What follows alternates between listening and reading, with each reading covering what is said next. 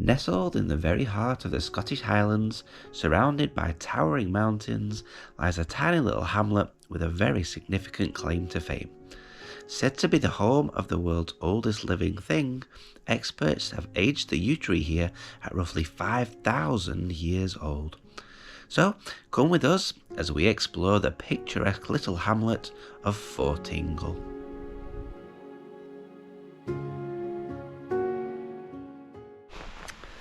Well, good morning from Scotland once again. So we're just doing a little video this morning in the little hamlet that we're staying in. We thought it'd be nice to do a little bit of filming here. So we're in a place that is, you could potentially say, world famous for something specific. A little hamlet called Fortingall. We're just staying in a lovely little cottage. You can just see it there. It's the one at the back. It's called Grandpa's Cottage, and there's that beautiful big sprawling property in front of us, which is really nice, which is called Balnard Farm.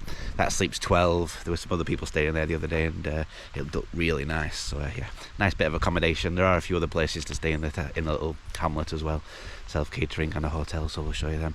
So we're just going to wander down into Fortingall itself and show you the famous old yew tree, which is why this town or village or hamlet even is very famous. So I'll show you that. We'll also show you if there's anything else that Fortingall has to offer if you're visiting the area. So one thing we have noticed, we've been here for a few days now, staying in our cottage, there's a lot of stone circles in Fortingall. That's just literally on somebody's garden. It's not a very, I don't think it's got any significance. Also a lot of pheasants, just see one flying over there. They're everywhere around our cottage. The dog's been enjoying them. See one there, so you can see it. Let's zoom in. Just looking at us on that fence, pheasants everywhere, so that's been nice to see.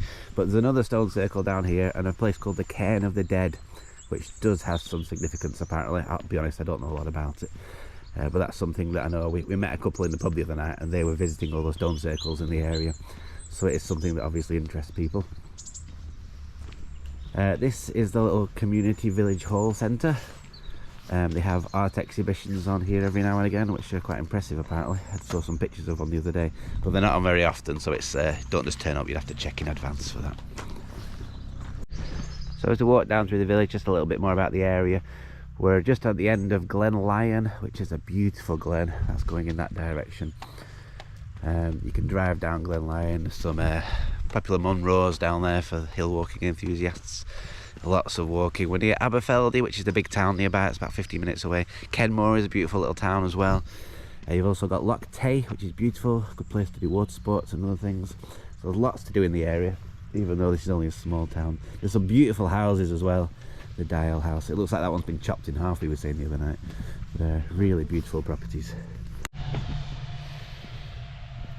So this isn't just really, I've been through the video, but we've just seen a massive logging lorry go past. That's why I paused the video, because it was loud, on a single track road, and the guy was speeding along doing about 40 miles an hour on his phone. Isn't that terrible? Massive logging lorry.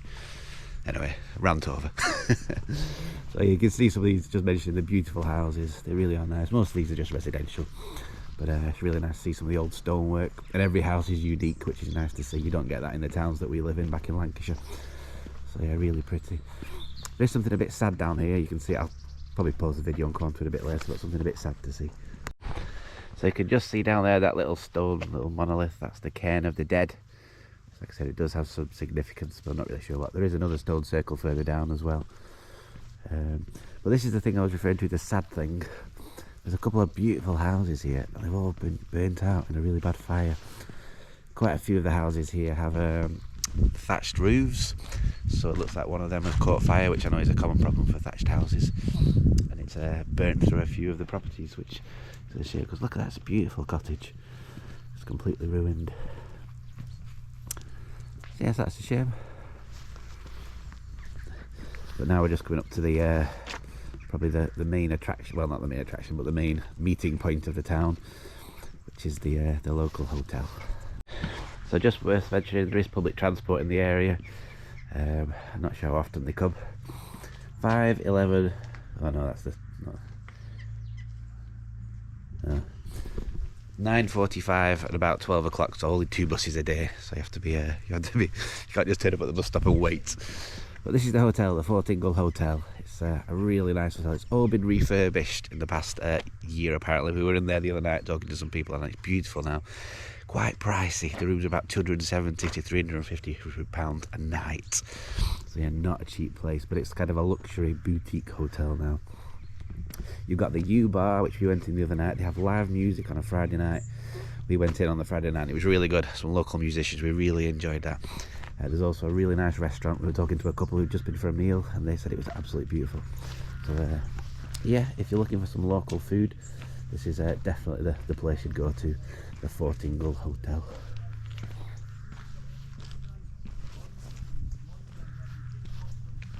And there on the end is the U Bar. Interestingly, it's the U sheep, not the U tree, because that's what the town's famous for, the U tree.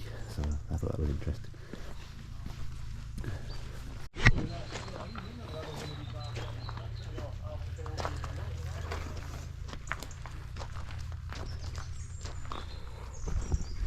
So this is why Fortingall is world famous. This is apparently, some people would argue apparently, but this is apparently the oldest tree in the world. Also referred to as the oldest living thing in the world. Some experts put its age at 5,000 years. So it's quite incredible, and people come from all over the world to see this. We were here the other night and there were some Americans kind of stood just touching it, and they've come to see it, and yeah, it's quite fascinating. It's in the little grounds of a churchyard, in a little graveyard. Obviously the tree has been here long before the church has. So yeah, so we'll just have a walk up to it. There's some writing to read as well. So up ahead stands Fortingall's oldest resident, a 5,000-year-old yew tree. Imagine those who have passed away before. Stone Age man, Bronze Age man, reindeer, bear and wolf, Picts, Scots, Roman legions, Christians, warriors, explorers, scholars, kings and queens, and worshippers through the ages. And you, or me. So there is the tree. Some interesting information about it. I was reading it the other day. I'll just put you on the sign and you can maybe pause the video and read that for yourself if you're interested.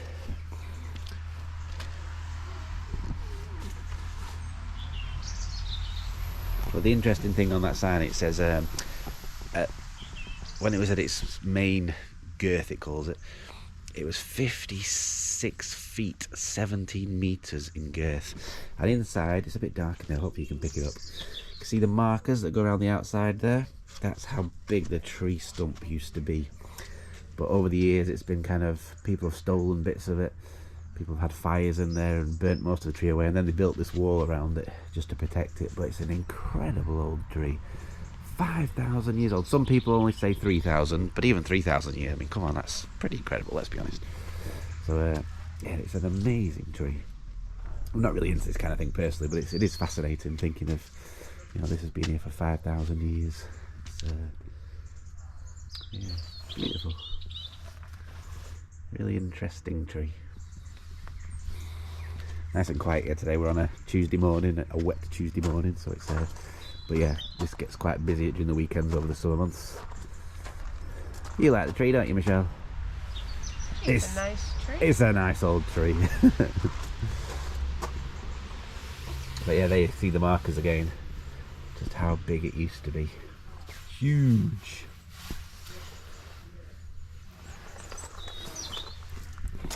So yeah, so that is the main attraction of Fortingall, and the reason why most people do visit here. So yeah, so there you go. So just have a look a little bit further around the town, or hamlet, keep calling it a town, and let you know if there's anything else worth seeing while we're here. So there is just one more thing that Michelle insisted that we show you. We're back past our cottage at the far end of the village, and we found some pigs. Michelle's bought a couple of carrots for them. They might have a fight. They're quite angry pigs, quite feisty. I need to separate them. Well, there's some lovely things down here to see. There's Michelle's starting pig wars. There's some Highland cows in the field there. There's some bulls just around the corner. A massive Highland cow bull, or a Highland bull I suppose you'd call it, wouldn't you? And a belted Galloway. I'm not sure if they're there now, they were there last night. And a field just down there was about 50 deers. I don't think they're wild deers, I think they're just in a field there being looked after. Yeah, really nice to see. It's only about 200 yards from our cottage, so just lovely to see all the nature in the area. We walked down here last night, we saw loads of bats, we saw a couple of hares in the field, so a stag up on the hill as well. So yeah, lovely nature in the area. So yeah, beautiful place, Fortingall. So we're just going to wander back to the cottage now. So that is pretty much it for Fortingall. There's not a lot here, to be honest. A few stone circles at the hotel and a pub, and obviously the yew tree, which is the main attraction. But despite that, it's a beautiful place, beautiful area, a great place to have as a base. We've stayed here for the week, and even though there's not much to do in the town, hamlet, there's lots of places that you can easily get to, so it's a nice place to stay over. So thank you for watching the video, only a short one today. Just thought it'd be nice to look around though while we're here. So hopefully you'll join us for some more adventures in the future, and if you'd like to subscribe to the channel as well, we'd really appreciate that. So thank you, and we'll see you next time.